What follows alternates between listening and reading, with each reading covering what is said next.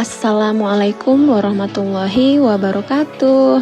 Perkenalkan, nama saya Indah Hurmatasari Pasaribu. Saya di sini akan membawakan video pembelajaran mengenai teori, literatur review, dan hipotesis dalam penelitian. Baiklah, materi pertama tentang teori. Teori merupakan serangkaian asumsi, konsep, konstruk, definisi, dan proporsi untuk menerangkan suatu fenomena secara sistematis dengan cara merumuskan hubungan antar konsep. Nah, menurut pendapat lain, teori merupakan sekumpulan konsep, definisi, dan proporsi atau kalimat pernyataan yang berfungsi melihat fenomena secara sistematik dan menyeluruh melalui spesifikasi hubungan antar variabel, sehingga dapat berguna untuk menjelaskan dan meramalkan fenomena. Proposisi merupakan rancangan, usulan, ungkapan yang dapat dipercaya, disangsikan, disangkal, atau dibuktikan benar tidaknya. Nah, selanjutnya mengenai fungsi dan peran dari teori dalam sebuah penelitian, yaitu sebagai berikut. Yang pertama, memberikan pola dalam proses interpretasi data. Nah, teori ini menyediakan berbagai argumentasi yang dapat digunakan untuk menganalisis atau memberikan penafsiran atas hasil penelitian yang telah diolah. Nah, yang kedua, untuk menghubungkan satu studi dengan studi lainnya. Teori ini membantu peneliti menemukan suatu kerangka konseptual untuk menjelaskan hubungan antara hasil penelitian yang pernah dilakukan sebelumnya dengan penelitian yang akan dilakukan. Nah, yang ketiga, menyajikan kerangka sehingga konsep dan variabel mendapatkan arti penting. Teori memberikan penjelasan mengenai definisi atau makna sebuah konsep atau variabel. Nah, fungsi yang ketiga, memungkinkan peneliti menginterpretasikan data yang lebih besar dari temuan yang diperoleh dari suatu penelitian. Data yang diperoleh dari lapangan jumlahnya sangat banyak.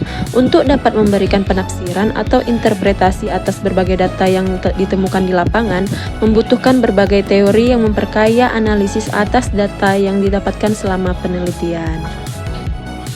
Nah, materi yang selanjutnya mengenai jenis dan cara menyusun teori. Yang pertama mengenai jenis teori. Jenis teori ada 3. Yang pertama, teori deduktif. Teori ini digunakan untuk menguji hipotesis yang berasal dari premis umum menuju kesimpulan spesifik. Peneliti memulai dengan teori atau asumsi yang ada, kemudian menguji kebenarannya melalui pengumpulan dan analisis data empiris. Selanjutnya, jenis teori induktif. Teori ini dikembangkan berdasarkan pengamatan dan analisis data yang dikumpulkan selama penelitian. Nah, peneliti mengidentifikasi pola ataupun temuan dari data empiris untuk membentuk teori baru yang lebih luas. Selanjutnya, jenis teori fungsionalis. Teori ini menekankan bagaimana setiap komponen dalam suatu sistem berkontribusi terhadap fungsi keseluruhan sistem tersebut. Masyarakat dilihat sebagai sistem yang terdiri dari bagian-bagian yang saling terkait dan berfungsi harmonis. Selanjutnya, cara menyusun teori. Yang pertama itu mencari sumber utama yang dapat dirujuk dari artikel, jurnal, buku-buku, maupun laporan penelitian dan publikasi lain yang dapat digunakan sebagai rujukan utama. Yang kedua, menggunakan sumber tambahan dari hasil pemikiran seseorang yang ia rangkum dari berbagai rujukan dengan mengkaji secara mendalam. Selanjutnya, membaca sumber utama. Setelah semua sumber teridentifikasi, maka selanjutnya peneliti harus membaca seluruh sumber bacaan untuk menemukan berbagai cara pandang tentang riset yang akan dilakukan. Terakhir, mensintesis bahan bacaan. Tahap ini merupakan tahapan yang penting karena biasanya peneliti tergoda untuk melakukan tindakan copy-paste dari rujukan yang dibacanya. Padahal semestinya peneliti tersebut melakukan kajian analisis dan mengkomunikasikan dengan hasil peneliti lainnya. Nah, lanjut lagi ke materi literatur review. Ada yang tahu literatur review itu apa? Literatur review merupakan ringkasan dan teori yang didapatkan melalui bacaan yang relevan. Tinjauan literatur juga berfungsi sebagai latar belakang persiapan pengumpulan data aktual dalam penelitian eksperimental. Selain itu, kajian pustaka berfungsi sebagai konteks masa lalu dalam sebuah studi baru.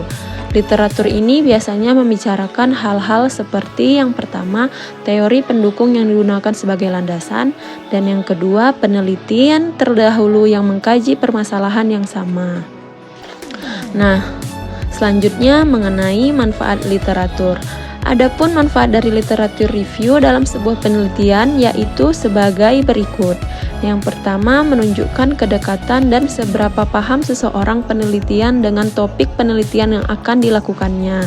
Kedua, mengembangkan suatu kerangka teori dan metodologi penelitian yang akan digunakan dalam suatu kegiatan ilmiah berupa penelitian. Yang ketiga, memposisikan diri sebagai salah satu peneliti yang ahli dan memiliki kemampuan dalam melakukan penelitian, serta menguasai setiap tahapan peneliti sehingga layak untuk disejajarkan dengan peneliti lain atau seorang ahli teori lainnya. Kemudian, menunjukkan kepada publik mengenai kemanfaatan dari penelitian yang dilakukan, serta menunjukkan kepada publik bagaimana penelitian yang akan dilakukan dapat mengatasi suatu kesenjangan atau memberikan kontribusi solusi atas suatu permasalahan.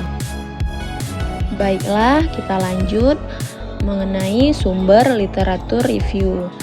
Sugiono berpendapat bahwa sumber-sumber literatur review dapat dibedakan menjadi 3 berdasarkan isi bacaannya. Yang pertama ada primer. Primer ini biasanya berupa deskripsi langsung dari saksi mata kejadian.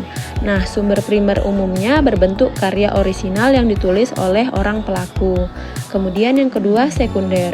Biasanya ditulis oleh pengarang yang tidak mengalami peristiwa tersebut secara langsung. Dan yang terakhir, tersier. Sumber jenis ini umumnya digunakan sebagai petunjuk untuk melakukan penelusuran lebih lanjut, dan selanjutnya ada banyak seperti buku, jurnal, tesis, maupun disertasi. Nah, yang terakhir mengenai hipotesis. Ada yang tahu hipotesis itu apa?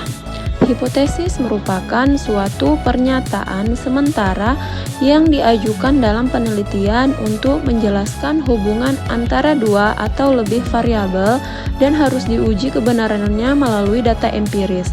Hipotesis memiliki sifat prediktif dan dibuat berdasarkan teori atau observasi awal yang telah dilakukan oleh peneliti. Selanjutnya, jenis-jenis hipotesis. Jenis hipotesis yang sering digunakan dalam penelitian ilmiah ada hipotesis deskriptif, hipotesis asosiatif, hipotesis komparatif, hipotesis nol, hipotesis alternatif, serta hipotesis operasional.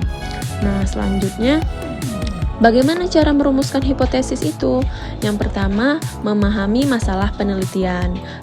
Kemudian, sebelum merumuskan hipotesis, peneliti harus melakukan kajian teori dan studi literatur. Kemudian, menunjukkan jenis hipotesis yang akan digunakan. Dan terakhir, menggunakan bahasa yang jelas dan logis. Hipotesis harus dirumuskan dalam bahasa yang jelas, lugas, dan logis agar tidak menimbulkan kesalahpahaman dalam interpretasi. Dan terakhir, tentang kesimpulan. Dari materi yang telah disampaikan, kesimpulan singkatnya adalah dengan pemahaman yang baik mengenai teori, literatur review, dan hipotesis, sang peneliti dapat menyusun penelitian yang lebih sistematis, terarah, dan memberikan kontribusi nyata bagi perkembangan ilmu pengetahuan. Dan untuk meningkatkan kualitas penelitian tersebut, diperlukan kajian yang mendalam serta penggunaan sumber-sumber yang kredibel dalam penyusunan teori dan literatur review. Begitu. Ini sekian yang dapat saya sampaikan. Saya sudahi. Assalamualaikum warahmatullahi wabarakatuh. Dadah.